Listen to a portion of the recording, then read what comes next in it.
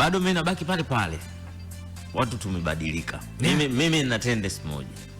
Yaani mimi kama hatujuani vizuri, mimi simu yangu sikuazima. Watu wengine wanapita nazo. Sio kuiba. Sio kuiba. Unafikiri na wasiwasi kwenye kuiba? Wala. Lakini natakiwa kufahamu nimekuazima simu, unayewasiliana naye ni nani na mnaongea nini. Kwa sababu inawezekana unayewasiliana naye wewe ni issue kitu mnachokifanya ni kitu ambacho ni hatarishi. Wakianza kuja kufanya uchunguzi wanaangalia ilitumika simu ya nani?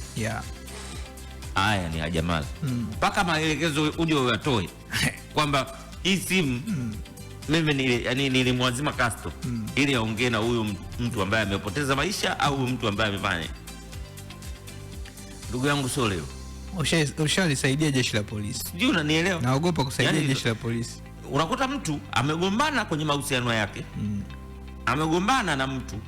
Anaitumia simu yako kumdhihaki huyo mtu. Kwa sababu kule amemblock. Kablokiwa. Kwa anamdhihaki yule mtu. Kumbuka akimdhihaki yule mtu.